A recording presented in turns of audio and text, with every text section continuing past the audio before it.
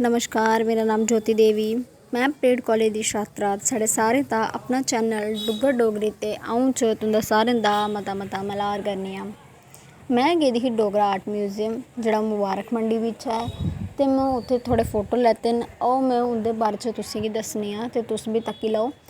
इत्थे ज़्यादातर चीज़ां उ'यै न कि जेह्ड़ियां असें सिर्फ सुने दा गै, जिंदे बारे च ना गै कदें तक्की दियां न। बड़े गै घट्ट घर न जां बड़े गै घट्ट ग्रांऽ न जित्थे एह् जेहियां चीज़ां अज्जकल तक्कने गी लभदियां न। एह् साढ़े राजे महाराजे दे टैम उप्पर तोहफा न। एह् पेंटिंगां कीती दियां न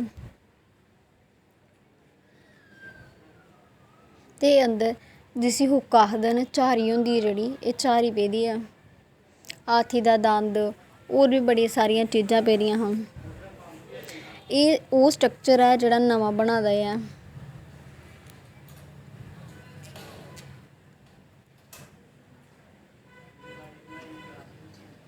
एह् सारियां ऑयल आह्लियां पेंटिंगां न।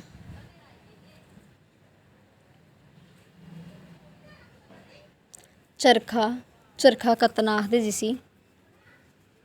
पिच्छे चुल्ली पेदी ऐ, चक्की पेदी ऐ।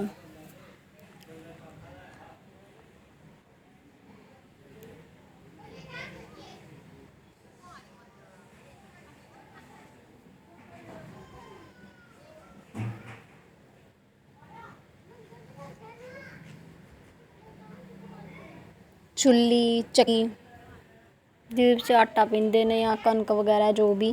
एह् साढ़े गैह्ने गट्टे न। ओह् पिच्छे कुर्सी पेदी ऐ परानी।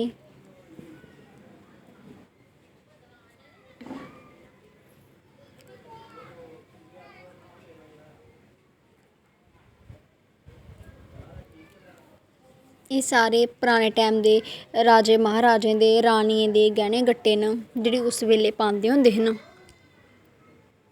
एह् गमले पेदे न फूलदान, जेह्दे बिच लोग फुल्ल लांदे न। कोल कुर्सी पेदी ऐ, कन्नै उप्पर एह् ट्रे पेदी ऐ।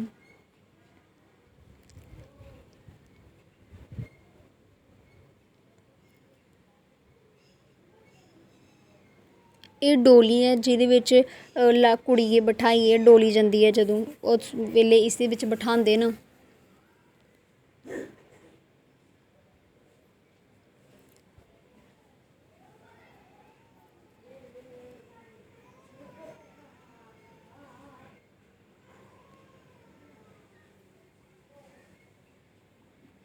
तुस बी जाएओ, तुस बी ज़रूर तक्केओ। बड़ियां सारियां चीज़ां तक्कने गी मिलदियां, बड़ा कुछ सिक्खने गी मिलदा ऐ। पर जदूं तुस जाह्गे ते कापी पैन जरूर लेई आएओ, क्योंकि एह् चीज़ां पैह्लें नेईं तक्की दियां ते सानूं नांऽ बी निं चेता रौंह्दे ते ना गै सानूं पता लगदा असें केह् तक्केआ हा।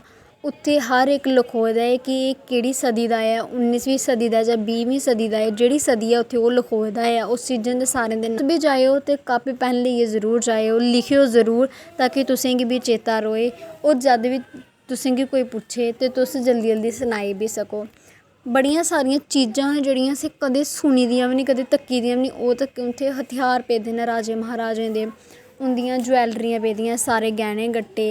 उत्थे अपनी भाशा च जो कुछ बी लिखे दा साढ़ी डोगरी भाशा च, जियां पैह्लें साढ़ी डोगरी भाशा टाकरी च होंदी ही, ओह्दे बिच बड़ा कुछ लिखे दा पेदा ऐ।